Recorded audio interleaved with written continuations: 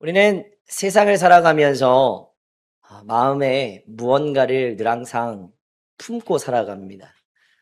품고 산다는 것은 늘 그것을 생각하고 늘 그것에 마음을 쓰고 늘 그것을 중심으로 삶을 계획한다라는 그런 의미입니다.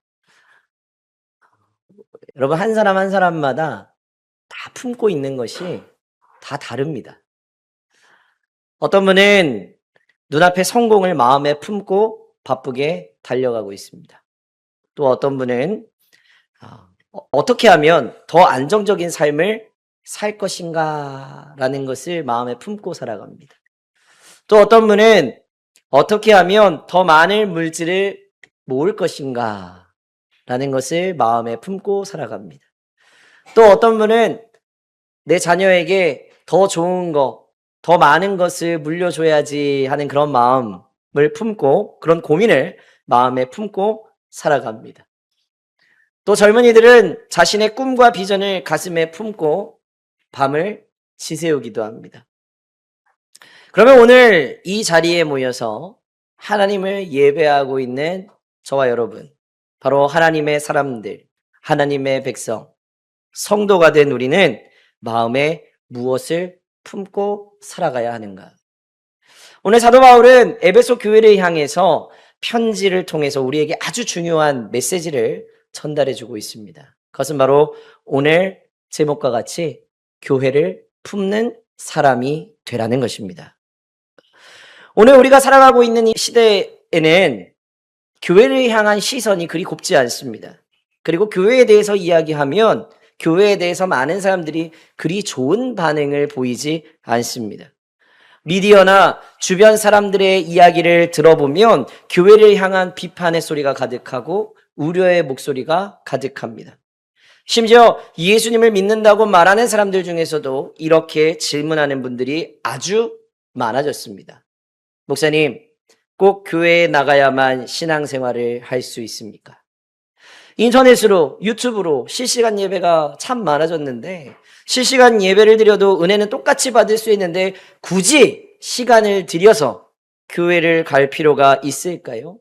내가 필요한 대로 꼭 주일날 11시가 아니어도 내가 아침에 일찍 일어나서 9시에 봐도 되고 3시에 봐도 되고 내 할 일 다 끝나고 난 뒤에 저녁에 밤에 9시에 자기 전에만 영상으로 그냥 보면 되는 거 아닙니까? 누워서 그냥 보면 되는 거 아닙니까? 교회에 가면 사람 때문에 상처받고 실망만 늘어가는데 혼자 조용히 예수님 믿으면 안 됩니까? 여러분, 이런 질문들 아마 여러분 마음 가운데 한 번씩은 다 품어본 질문이고 어쩌면 이 질문을 지금도 여러분 가지고 있으시는지도 모르겠습니다. 낯선 이야기가 아니죠. 개인의 자유와 개인의 편리함을 중요시하는 이 현대사회에서 어쩌면 자연스럽게 흘러나오는 질문들이 바로 이런 질문들입니다. 나 혼자 믿으면 안 됩니까? 나 혼자 성경 읽으면 안 됩니까? 나 혼자 인터넷에 좋은 목사님들 설교 많이 나오는데 그 설교 들으면 안 됩니까? 그런데 성경을 읽어보면 하나님께서는 단 한 번도 개인만을 위한 신앙을 계획하신 적이 단연코 없습니다. 예수님께서 이 땅 가운데 오셔서 제자들을 부르셨을 때도 그들을 각자 흩어놓지 않으시고 공동체로 묶어주셨습니다. 예수님께서 제자들을 사역하기 위하여서 파송을 하실 때에도 혼자 보내지 않으셨습니다. 꼭 둘씩 묶어서 보내셨습니다. 마가의 다락방에 오순절 성령이 임하셨을 때도 가장 먼저 일어난 역사적인 사건은 무엇입니까? 바로 교회가 탄생한 것이었습니다. 그러면 왜 하나님께서는 우리에게 교회라는 어떻게 보면 좀 불편할 수도 있는 이 공동체를 허락하셨을까? 교회는 하나님께서 예수 그리스도의 핏값, 바로 십자가의 보혈로 세우신 거룩한 곳이고 복음을 세상 가운데 계속해서 이어가기 위해 세우신 생명의 공동체입니다. 올해 우리 교회의 표 계속 매주 우리가 되뇌이고 있지만 복음의 근본 위에 굳게 서는 교회라는 표를 가지고 달려가고 있습니다. 여러분, 복음의 근본 위에 굳게 선다라는 것은 여러분 오해하시면 이렇게 오해하실 수도 있을 것 같아요. 그러면 우리가 교회가 자꾸 커져가지고 예배당 건물을 더 크고 더 아름답고 더 화려하게 튼튼하게 짓자, 그런 의미로 여러분 받아들이실 수도 있지만 그런 의미가 아닙니다. 복음의 근본 되시는 예수 그리스도를 우리 마음 가운데 온전히 품고 교회를 진정으로 사랑하는 성도들이 한 사람 한 사람 바로 세워질 때 비로소 교회는 흔들리지 않는 반석 위에 서게 되는 줄로 믿습니다. 여러분, 그렇게 흔들리지 않는 그 한 사람이 바로 여러분 한 사람이 되시기를 부탁을 드립니다. 또 더불어 이번 7월의 주제는 감사의 열매 다음 세대의 씨앗으로라는 주제를 가지고 가고 있습니다. 우리가 하나님께 드리는 감사의 고백과 예배의 기쁨은 우리 세대에서 끝나는 마침표가 되어서는 안 된다는 것이죠. 우리의 감사는 다음 세대가 하나님을 만날 수 있도록 뿌려지는 거룩한 씨앗이 되어야 될 줄로 믿습니다. 오늘 말씀 통해서 하나님께서 우리에게 주시는 깨달음을 따라서 교회를 품는 사람이 다음 세대를 품을 수 있다라는 이 진리를 함께 나누려고 합니다. 우리가 왜 교회를 사랑해야 하는가? 그리고 그 사랑을 어떻게 흘려보내야 되는가? 오늘 말씀을 통해서 함께 살펴보려고 합니다. 먼저 교회는 하나님께서 우리의 믿음을 자라게 하시기 위해서 친히 세우신 믿음의 터전이 되는 줄로 믿습니다. 오늘 말씀 15절과 16절을 보면 바울은 교회를 몸에 비유하고 있습니다. 그는 머리니 곧 그리스도라. 그에게서 온 몸이 각 마디를 통하여 도움을 받음으로 연결되고 결합되어 각 직체의 분량대로 역사하여 그 몸을 자라게 하며. 사도 바울은 교회에 대하여서 설명할 때 그리스도의 몸이라는 표현을 아주 즐겨 사용했습니다. 몸의 신비는 유기적인 관계에 있습니다. 우리의 몸을 한번 생각해 보면요, 손가락 하나가 잘났습니다. 아무리 봐도 이 손가락이 너무 잘생긴 거예요. 근데 이 잘생긴 손가락이 굵고 튼튼해 보입니다. 그래서 혼자 잘 살아갈 수 있을 것 같아가지고 한번 이 손가락 혼자 살고 싶어서 떨어져 나갔어요. 어떻게 될까요? 그 즉시 이 잘생긴 손가락은 생명을 잃고 썩어 들어갑니다. 아무런 일도 할 수가 없는 것이죠. 우리 눈도 한번 생각해 볼까요? 이게 예쁜 눈이 뽑혔어요. 어떻게 될까요? 앞이 아무것도 보이지 않는 생명을 잃게 되는 겁니다. 몸의 모든 기관은 이렇게 서로 연결되어서 피를 나누고 영양분을 공급받을 때에만 살아서 움직일 수가 있는 것입니다. 여러분, 우리의 신앙도 똑같습니다. 간혹 이렇게 생각하실 수 있어요. 아유, 나는 나 혼자서 성경 공부하고 혼자서 경건서적 읽고 혼자서 기도해도 내가 가지고 있는 믿음을 충분히 지킬 수 있다 생각하는 분들이 있죠. 죄송하게도 그렇게 신앙생활 하시는 분들은요, 자기가 잘못된 길로 빠져가고 있다는 것을 못 느껴요.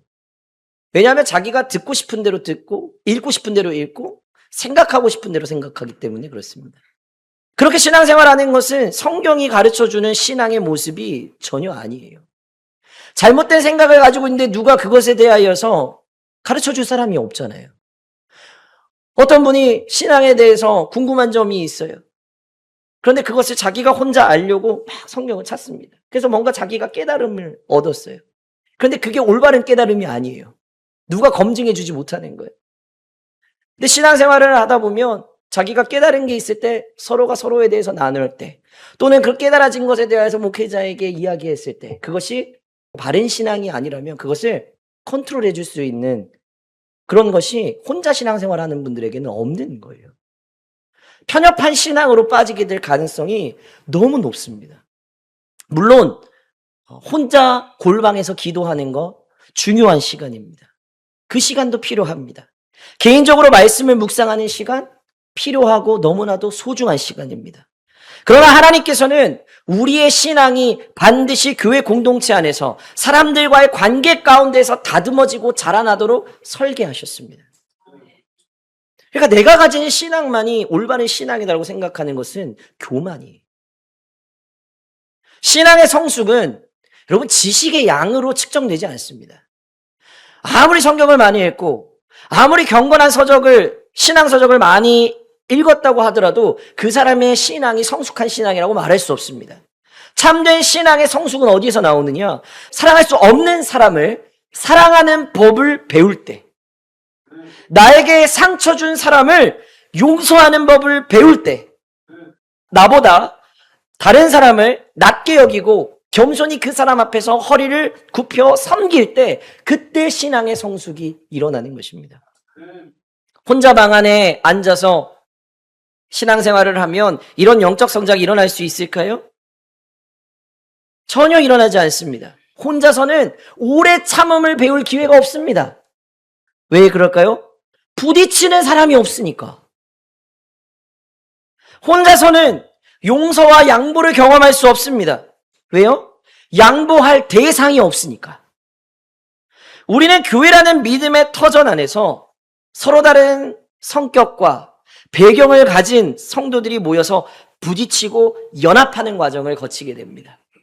때로는 서투른 모습에 실망하기도 하고, 때로는 다른 사람이 그냥 던진 그 말 한마디에 상처를 받기도 하지만, 바로 그 자리에서 우리는 예수 그리스도의 사랑을 흘려보내는 법을 배우게 되는 것입니다. 여러분, 교회는 의인들이 모여서 만들어진 공동체일까요? 아닙니다. 여러분 다 의인이세요? 아니죠. 여러분 잘나셨습니까? 아니죠. 목회자인 저도 잘나서 여기 있는 거 아닙니다. 연약하고 부족하고 한참 모자릅니다. 그러므로 교회 공동체라는 것은 나 잘나서 오는 곳이 아니라 상처받은 사람들의 모임이 교회예요. 다 아픔이 있습니다. 그런데 왜 내 상처와 내 아픔은 감추어두고 자꾸 다른 사람의 상처를 찌르냐는 말이에요. 받아들여줘야지. 교회는 그런 곳이 돼야 됩니다. 다른 사람의 부족함과 연약함과 상처가 보인다고 거기에 소금 뿌리는 게 아니고요. 기도해주고 감싸주고 안아줘야지요. 그게 하나님 원하시는 교회 공동체의 모습인 거예요. 상처 있고 부족한 죄인들이 모여서 서로의 허물을 덮어주고 기도의 동역자가 되어주고 함께 예수님을 닮아가는 곳이 바로 교회 공동체가 되어야 될 줄로 믿습니다. 여러분, 오늘 우리 교회 이런 교회입니까? 예수님을 닮아가는 영적 학교가 되어야 되고 예수님을 닮아가는 영적 병원이 되어야 되는데 아직 우리 교회의 모습은 아직 그렇지 못하다는 거예요. 그렇다고 우리가 실망하고 좌절해야 될까요? 아닙니다. 그렇게 되기 위하여서 기도하고 노력해야 되는 것입니다. 우리가 2주 전에 말씀을 나누었던 사도행전 2장에 기록된 초대교회의 모습을 다시 한번 생각해 보기를 원합니다. 그때 말씀을 보니까 그들이 날마다 마음을 같이 해서, 그죠? 마음을 같이 해서. 마음을 같이 하니까 어떤 일이 일어나게 됩니까? 성전에 모이기를 힘썼다는 거예요. 그 성전에 억지로 모이는 게 아니에요. 마음을 같이 하니까 교회에 나오는 게 행복해지는 거예요. 그래서 무엇보다도 오늘 말씀의 제목처럼 교회를 품게 되니까 다른 어떤 것보다도 교회에 나오는 게 가장 먼저인 거예요. 그래서 교회에 모이기를 힘쓰게 되었다는 것이죠. 그리고 난 다음에 어떤 일이 나게 됩니까? 떡을 떼고 기쁨과 순전한 마음으로 음식을 나누어 먹었다. 이들의 모임 가운데 의인들만 있었을까요? 이 초대교회 성도들 가운데 잘 사는 사람만 있었을까요? 세상에서 내돌아가는 사람만 있었을까요? 아닙니다. 우리 교회의 모습과 똑같습니다. 가난한 사람도 있었을 거고요. 병든 사람도 있었을 거고요. 사회적으로 대접받지 못하던 사람들도 있었습니다. 교회에 함께 있는 사람을 보는 게 아니라 그 사람과 함께하고 계신 하나님을 봐야 되는데, 또 혹여나 그 사람이 좀 부족해 보이더라도 그 사람을 변화시켜 주실 하나님을 기대하면서 그를 위해서 기도해 줘야 되는데, 그 사람은 안 돼라고 치부해버리고 그 교회는 안 돼라고 치부해버리고, 그게 정말 하나님 원하시는 일일까? 한번 생각해 보게 됩니다.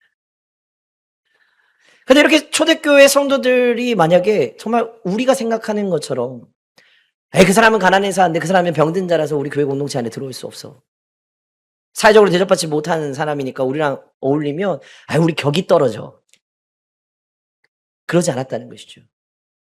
그런 그들이 함께 묶였을 때, 교회라는 이름으로 묶였을 때 세상에 줄 수 없는 위로와 하늘의 평안을 누리게 되었던 것을 우리는 기억해야 됩니다. 우리가 잘 아는 영적인 원리가 있죠. 숯불 하나를 꺼내어 혼자 놓아두면 금방 식어서 검은재가 되고 맙니다. 그러나 뜨겁지 않던 숯이라도 뻘겋게 달아오른 숯더미 속에다가 넣어놓으면 그 식었던 숯도 같이 뜨거워져서 활활 타오르게 된다는 것입니다. 여러분의 믿음은 어떻습니까? 여러분의 믿음이 식어가고 있습니까? 기도의 문이 막히고 예배의 감격이 사라지고 있습니까? 아직 예수님에 대해 잘 모르시겠습니까? 그러면 여러분 혼자 해결하려고 애쓰기보다 기도의 불이 타오르고 있는 믿음의 터전, 교회 공동체 안으로 더 깊이 들어가야 되는 줄로 믿습니다. 더 예배의 자리로 나가야 되고 더 기도의 자리로 나가야 될 줄로 믿습니다. 혼자 기도하는 것보다 둘이, 셋이, 다섯이, 열이 기도하면요 더 뜨거운 기도가 됩니다. 그게 기도의 능력이고 기도의 힘인 것 같아요. 혼자 하려면 안 돼요. 그러나 같이 하면 됩니다. 그게 하나님이 우리에게 교회를 허락해 주신 이유이고 교회 공동체를 우리 가운데 주신 이유인 줄로 믿습니다. 여러분, 교회를 오늘 어떤 눈으로 바라보고 계십니까? 일주일에 한 번 찾아와서 예배만 드리는 종교적 행사장으로 여기고 있지는 않습니까? 아니면 모난 인격이 깎이고 영적 성장이 일어나는 하나님 예비하신 가장 안전하고 복된 믿음의 터전으로 교회를 고백하고 있습니까? 여러분, 오늘 말씀의 제목처럼 여러분에게 권면하고 싶습니다. 교회를 여러분의 마음 가운데 품으시기를 부탁을 드립니다. 이 교회는 하나님이 세우신 교회이고 주님의 피값으로 산 주님의 교회입니다. 교회에 약점이 있을 수 있습니다. 교회에 이것도 없고 저것도 없고 이것도 안 되고 저것도 안 되고 아마 여러분들이 생각하는 약점이 하나씩 있을 겁니다. 우리 교회에 이것도 부족하고 저것도 부족하고 이것도 했으면 좋겠고 저것도 했으면 좋겠고. 그런데 여러분, 교회의 약점이 보일 때마다 비난하고 비판하기보다 저 영역에 나의 기도가 필요하구나 생각하면서 기도의 무릎으로 채워나갈 수 있는 진짜 하나님의 성도, 하나님의 백성이 되시기를 주님의 이름으로 간절히 부탁을 드립니다. 두 번째로 교회의 참된 가치와 아름다움은 말로 설명하는 게 아니라 먼저 믿은 우리의 삶으로 보여줘야 되는 것입니다. 오늘 예배에 참석하신 여러분들 가운데에는 자녀들을 둔 부모님들도 계시고 손주를 둔 어르신들도 계실 겁니다. 또는 교회 학교에서 교사로, 교회 직분자로 다음 세대를 섬기는 분들도 분명히 있으십니다. 우리는 늘 다음 세대의 신앙에 대해서 걱정합니다. 그래서 다음 세대를 걱정하지 않는 교회는 없는 것 같아요. 말로는 나 다음 세대를 키워야 된다, 다음 세대를 위해서 섬겨야 된다라고 하지만 실제적으로는 행동하지를 않아요. 투자하지 않습니다. 제가 표현을 이제 투자라고 이야기해서 죄송하지만 사실 씨앗을 심는 거예요. 근데 그게 당장 눈에 열매가 보이지 않으니까 100만 원, 200만 원 이렇게 캠프하고 성경학교 가는데 이렇게 재정을 드리고 나면 열매가 막 금방 맺힐 거로 기대하지만 여러분 죄송하지만 기대하지 마세요. 안 맺힙니다. 그런데 우리는 심는 겁니다. 왜요? 열매는 언제 맺힐지 모르거든요. 5년 뒤, 10년 뒤에 맺힐 수 있고 20년 뒤, 30년 뒤, 40년 뒤, 50년 뒤에 맺힐 수도 있습니다. 여러분, 대부분 어른이 돼서 교회로 돌아오는 분들에게 물어보잖아요. 어떻게 해서 교회를 나오시게 됐습니까? 라고 물어보면 대부분 이야기하시는 게 어렸을 때 교회에 나가서 여름 성경학교 갔을 때 너무 좋았던 기억이 있어서요. 하나님 정말 살아계신 것 같아요. 이렇게 어렸을 때 교회에 나갔던 기억이 좋은 기억으로 남아서 어려움이 생겼을 때 교회로 돌아오는 분들이 80% 이상입니다. 그렇기 때문에 그 열매를 직접적으로 우리 교회가 거두지 못한다고 하더라도 우리는 우리 교회의 잘됨을 위하여서 씨앗을 심는 게 아닙니다. 하나님 나라의 확장을 위하여서 심는 거지. 당장 우리 가운데 열매가 보이지 않는다고 해서 우리가 실망하거나 좌절하거나 멈춰서는 안 된다는 것이죠. 다음 세대 키워야 된다고 얘기하지만 당장 눈앞에 보이는 결과가 없으니까 재정을 거기에다가 투입하는 것을 굉장히 두려워하고 실행하려고 하질 않습니다.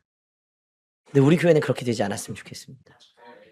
당장 우리 교회에 열매가 맺히지 않을지라도 10년 뒤, 20년 뒤에 아무런 변화가 없을지라도 그러나 하나님은 그렇게 씨앗을 심는 것을 기뻐하시는 줄로 믿습니다. 요즘 이런 이야기를 많이 하죠. 요즘 애들은 주일에 학원 가느라 교회를 안 가요. 우리 애는 머리가 크더니 교회 가자고 하면 실은 내색부터 합니다. 맞습니다. 우리 청년들 중에서도 억지로 오는 친구들이 있을 거예요. 네. 그럼 이런 친구들에게 어떻게 하면 믿음을 전할 수 있을까? 제가 몇 번 말씀을 드렸지만 자녀는 부모의 입을 보고 자라는 게 아니고요. 기도하는 뒷모습을 보고 자라는 것입니다. 자녀들은 부모가 입으로 전하는 수많은 잔소리보다 부모가 삶으로 보여주는 뒷모습을 통해서 진짜 가치관이 무엇인지 배운다는 거예요. 여러분, 교회에 대해서도 마찬가지라고 생각합니다. 자녀들에게요, 100번 교회 열심히 다녀야지, 예배 잘 들어야지, 100마디 말로 훈계하는 것보다 훨씬 더 강력한 교훈은 뭐냐면요, 주일을 준비하는 부모님의 설레는 표정이에요. 여러분, 오늘 교회에 나오시려고 집에서 준비하실 때 어떤 표정으로 준비하셨습니까? 우리가 주님을 만나러 오는 날인데 우리의 표정이 환해야 되지 않을까요? 억지로라도 여러분 자녀 앞에서 좀 웃으세요. 주일날 억지로 가는 게 아니고 피곤해 죽겠는데 아니고 좀 웃으시면서 정말 설렌다. 오늘 교회가 너무 기다려진다. 오늘 주님이 나에게 어떤 은혜를 주실까? 그런 기대하는 마음. 여러분, 얼굴이 마음의 꼴이라고 해서 얼굴이래요. 우리 마음의 모습이 얼굴에 드러나는 거예요. 얘들아, 교회 가자. 그런데 얼굴 막 이래. 교회 가는 게 싫어. 교회 가자라고 하면서 웃으면서. 교회 가는 게 즐거워요. 정말 웃음이 나오죠. 정말 부모의 그렇게 교회 가는 것, 교회를 생각할 때 행복한 얼굴을 보여주는 그런 부모의 모습을 볼 때 자녀들은 무의식 중에, 교회는 정말 좋은 곳이구나. 하나님을 예배하는 것은 참 기쁜 일이구나. 라는 것을 배우게 된다는 것입니다. 그런데 반대로요, 일주일 내내 가정에서 교회의 단점을 이야기하고, 목회자나 다른 성도들이 향해서 비판적인 언어를 막 거침없이 쏟아내면서 주일에만 자녀들 손을 잡고 예배하러 가자. 교회 와가지고 예배 잘 드려라 라고 말한다면 자녀들이 예배 드리고 싶어 할까요? 아니, 일주일 내내 교회 욕하고 목사님 대해서 나쁜 이야기 하는데 왜 엄마 아빠는 교회에 나오는 거지? 그렇게 생각 안 할까요? 그렇게 생각할 것 같아요. 그죠? 자녀들 마음 가운데 갈등이 생기는 거예요. 왜? 앞뒤가 맞지 않으니까요. 집에서는 교회 욕 맨날 하는데 교회를 가재. 이상하죠. 자녀들은 교회에 대한 매력을 잃어버리고 결국 자라나서 교회를 떠나게 되는 거예요. 어렸을 때는 억지로 교회 나옵니다. 그런데 부모의 눈을 떠나잖아요? 교회 안 나옵니다. 그럴 수밖에 없죠. 교회에 대해서 비판만 하는데. 여러분, 디모데후서 1장 5절을 보면 바울이 믿음의 아들 디모데를 향해서 이렇게 고백을 합니다. 이는 네 속에 거짓이 없는 믿음이 있음을 생각함이라. 이 믿음은 먼저 내 외조모 로이스와 내 어머니 유니게 속에 있더니 네 속에도 있는 줄을 확신하노라. 디모데가 가졌던 귀한 믿음, 사역자로서 흔들리지 않았던 이 믿음은 하늘에서 갑자기 뚝 떨어졌을까요? 아닙니다. 그 어머니 유니게와 외할머니 로이스의 삶을 통해서 전수된 믿음이었다는 것입니다. 로이스와 유니게가 살던 시대는 초대교회 시대잖아요.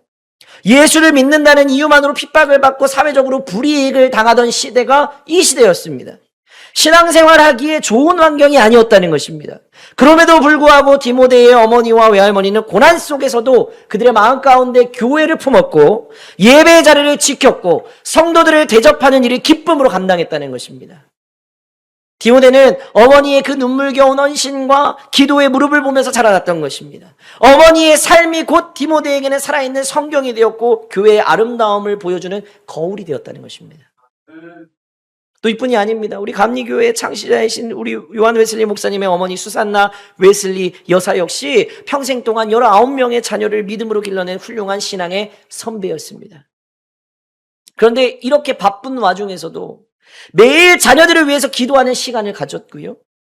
바쁜 가사노동 가운데에서도 하나님을 향한 예배와 교회를 향한 사랑의 태도를 수잔나 웨슬리는 잃지 않았다는 것입니다. 자녀들은 어머니의 그 엎드린 뒷모습을 보면서 자연스럽게 하나님을 경외하는 법과 교회를 사랑하는 법을 배웠다는 것입니다. 여러분, 오늘 우리의 모습이 우리 자녀들의 내일의 모습이 되는 줄로 믿습니다. 우리의 예배 태도가 다음 세대의 우리 자녀들의 예배의 태도를 결정하는 것입니다. 우리가 강단에서 선포되는 말씀에 아멘으로 반응하고 목회자를 존중하는 모습을 보일 때 우리 자녀들도 영적인 권위를 인정하고 하나님의 말씀 앞에 무릎을 꿇는 귀한 영적인 세대로 변화되게 될 줄로 믿습니다. 우리가 교회를 사랑하는 진심 어린 삶의 모습을 우리 자녀들 가운데 먼저 보여주게 될 때 우리 자녀들은 비로소 교회의 가치가 무엇인지를 진정으로 깨닫게 될 줄로 믿습니다. 여러분의 가정에서 교회에 대해 어떻게 말씀하고 있습니까? 혹시 우리 아이들이 교회를 떠나는 이유를 세상의 문화나 바쁜 학업 탓으로 돌리고 있지는 않습니까? 이번 주간에는 여러분의 가정을 한번 돌아보시기를 부탁을 드립니다. 또 자녀들 앞에서 교회를 향한 감사의 고백을 여러분 먼저 시작해 보시기를 부탁을 드립니다. 엄마는 교회가 참 고마워. 아빠가 힘든 일이 있을 때 교회 와서 기도하니까 큰 힘을 얻게 되더라. 여러분이 작은 고백하면 여기에 더 붙이시면 안 돼요. 그러니까 너도 한번 해봐 이러지 말고요. 여러분의 고백으로 끝나야 돼요. 해봐 그러면 잔소리 됩니다. 이 작은 고백 한마디가 자녀들의 영혼에 평생 지워지지 않을 믿음의 이정표를 세우게 될 줄로 믿습니다. 마지막 세 번째로요. 교회를 사랑하고 품는 일은 자녀들에게 물려줄 수 있는 가장 위대하고 안전한 믿음의 유산이 되는 줄로 믿습니다. 세상의 부모들은 자녀들에게 더 좋은 것을 물려주기 위해서 부단히도 애씁니다. 남들보다 뒤처지지 않게 좋은 학원 보내려고 하고요. 더 많은 재산 물려줘서 편안한 삶을 살게 해주고 싶어 합니다. 물론 그것도 자녀를 향한 부모의 귀한 사랑의 표현이지요. 그런데 거기에 더해서 믿음의 부모인 우리는 반드시 기억해야 됩니다. 세상의 물질이나 명예는 영원하지 않다. 나라의 위기나 갑작스러운 재난이나 혹은 질병 앞에서 우리가 애써 모은 세상의 유산들은 순식간에 안개처럼 사라져버릴 수 있습니다. 자녀들의 인생에 불어닥친 영혼의 폭풍 가운데에서 돈이나 세상적인 배경은 자녀들의 마음을 결코 지켜주지 못하는 것입니다. 자녀의 인생을 진정으로 지켜주는 가장 위대한 유산은 무엇입니까? 바로 하나님을 경외하는 믿음인 줄로 믿습니다. 그리고 그 믿음은 어디에서 나옵니까? 주님의 몸된 교회 공동체 안에서 든든히 뿌리내릴 수 있게 되는 것입니다. 사무엘상 1장에 보면 믿음의 여인 한나가 나오지요. 한나는 오랜 시간 자녀가 없어서 마음이 찢어지는 고통을 당했습니다. 눈물로 부르짖어 기도한 끝에 하나님께서는 한나에게 아들 사무엘을 선물로 주셨어요. 얼마나 귀하고 사랑스러운 자녀였을까? 눈에 넣어도 아프지 않을 자식이었을 거예요. 한나는 어떻게 합니까? 젖을 떼고 난 이후에 그 어린 사무엘을 데리고 실로에 있는 하나님의 성전으로 올라갑니다. 그리고 제사장 엘리에게 아이를 맡기고 이렇게 고백하죠. 이 아이를 위하여 내가 기도하였더니 내가 구하여 기도한 바를 여호와께서 내게 허락하신지라. 그러므로 나도 그를 여호와께 드리되 그의 평생을 여호와께 드리나이다 하고 그가 거기서 여호와께 경배하니라. 여러분, 우리가 인간적인 눈으로 보면 한나의 이 행동은 이해가 되지 않습니다. 어떻게 그 품 안에 어린 자식 젖을 떼자마자 그 어린 자식을 성전에다가 떼어놓고 올 수 있나? 이해가 되지 않죠. 그런데 영적인 눈으로 보면 한나는 자녀에게 가장 완벽한 유산을 선물해 준 것입니다. 그것은 바로 하나님의 성전을 사무엘의 평생의 집으로 삼아주는 것이었습니다. 사무엘은 어머니의 품을 떠났지만 하나님의 전에서 자라가며 어릴 때부터 하나님 섬기는 법을 배웠고 하나님의 음성을 듣는 선지자로 준비되었습니다. 그래서 훗날 이스라엘 전체가 영적으로 어두워지고 사사시대의 혼란함 가운데에서 표류할 때 오직 사무엘 한 사람만이, 그 많은 사람들 중에서 오직 사무엘 한 사람만이 흔들리지 않는 영적인 등불로 서 있을 수 있었습니다. 그 비결이 어디에 있느냐? 어릴 때부터 하나님의 전, 바로 교회를 품고 사무엘이 자라났기 때문입니다. 이 시대 악한 방향으로 계속 흘러가고 있습니다. 이렇게 악한 방향으로 흘러가고 있는 이 시대에 우리 청년들, 우리 다음 세대들, 시대의 그 표류에 휩쓸려서 같이 묻어서 가고 있어요. 이럴 때 사무엘처럼 휩쓸리지 않고 든든하게 서 있을 수 있는 비결, 우리 자녀들이 교회를 품어야 됩니다. 여러분, 오늘 우리의 사명이 여기에 있습니다. 우리 자녀들이 교회를 품을 수 있도록 교회의 부족함, 아픔, 또 연약한 그런 부분들, 그것을 먼저 앞세우지 마시고요. 여러분의 감사의 고백들을 자녀들에게 물려주시기를 부탁드립니다.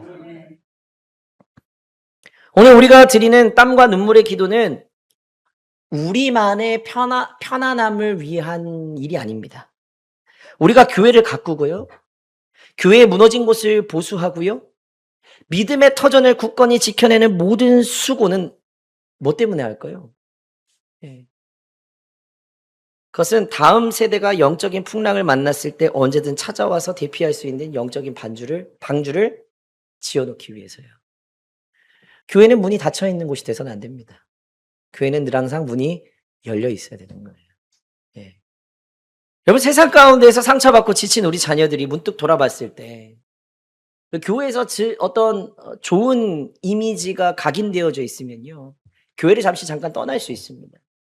그러나 떠났더라도 어려움을 당했을 때, 자신의 인생을 문득 돌아봤을 때 그곳에 가면 맞아, 아버지가 흘리신 기도의 눈물이 있고 어머니 찬송 소리가 살아 숨쉬는 우리 교회가 있지. 우리 교회에 갔을 때 내가 어렸을 때 그 교회 참 너무 따뜻하고 위로가 됐어 라면서 발걸음을 돌이킬 수 있는 영적인 고향이 될 줄로 믿습니다. 그렇게 된다면 그 자녀는 결코 망하는 인생을 살아가는 삶이 되지 않는다는 것입니다. 세상 길로 가다가도 반드시 돌아오게 되어 있습니다. 여러분, 교회를 품는 부모 밑에서 교회를 사랑하는 자녀가 나오게 됩니다. 교회를 위해 무릎 꿇는 장로님, 권사님, 집사님들의 기도를 먹고 자란 다음 세대가 우리 교회의 미래를 책임지는 기둥으로 세워지게 되는 줄로 믿습니다. 이게 바로 하나님께서 오늘날 우리 교회를 이 땅 가운데 보존하시고 우리에게 교회를 품고 지키라는 사명을 맡기신 이유가 되는 줄로 믿습니다. 말씀 줄이겠습니다. 오늘 하나님께서는 우리에게 단순하게 교회에 정기적으로 나가서 출석 도장 찍어라 라고 말씀하는 게 아닙니다. 그 수준을 넘어서 교회를 너의 마음 가운데 품으라라고 초청하고 계십니다. 그럼 교회를 마음에 품는다는 건 구체적으로 뭐냐? 네 가지입니다. 교회의 아픔을 나의 아픔으로 여기면서 눈물로 기도하는 겁니다. 두 번째, 교회의 성도들을 바라볼 때 세상적인 눈이 아니라 그리스도의 피를 나눈 가족의 눈으로 바라보는 것입니다. 여러분, 가족이면 감싸 안아줄 수 있잖아요. 같이 눈물 흘려줄 수 있잖아요. 같이 기뻐해 줄 수 있잖아요. 세 번째는요, 내 삶의 우선순위의 중심에 교회를 두는 것입니다. 네 번째는요, 이 교회의 거룩한 가치를 우리의 사랑하는 자녀와 다음 세대에게 가장 아름다운 모습으로 물려주는 것입니다. 그것이 바로 교회를 품는 것입니다. 복음의 근본이 굳게 서는 교회는 눈에 보이는 화려한 건물로 세워지지 않습니다. 교회를 내 몸처럼 사랑하고 품는 성도 한 사람 한 사람의 헌신과 연대를 통하여서 세워지는 것입니다. 오늘 그 한 사람이 저와 여러분이 되기를 소망합니다. 오늘 우리가 주님 앞에 심는 작은 감사의 열매, 교회를 향한 헌신 어린 사랑을 먼 훗날 우리 다음 세대가 믿음의 거목으로 자라나게 할 거룩한 씨앗이 될 줄로 믿습니다. 이번 한 주간 여러분 삶의 자리로 나아가게 될 때 가슴에 다른 어떤 것이 세상적인 것을 품고 살아가는 게 아니고요, 교회를 마음 가운데 품고 살아가시기를 부탁을 드립니다. 세상의 거친 파도 앞에서도 주님, 내가 주님의 몸된 교회를 사랑합니다.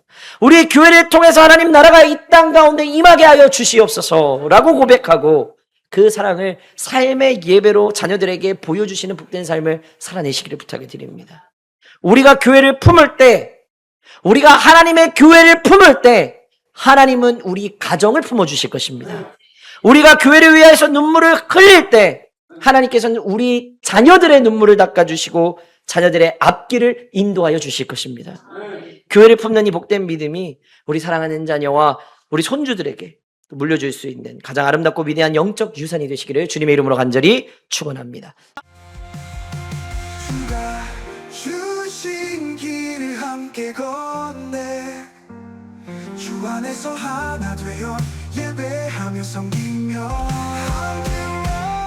사랑으로 세상을 품네. 새로운 교회 주 뜻 따라 세워가리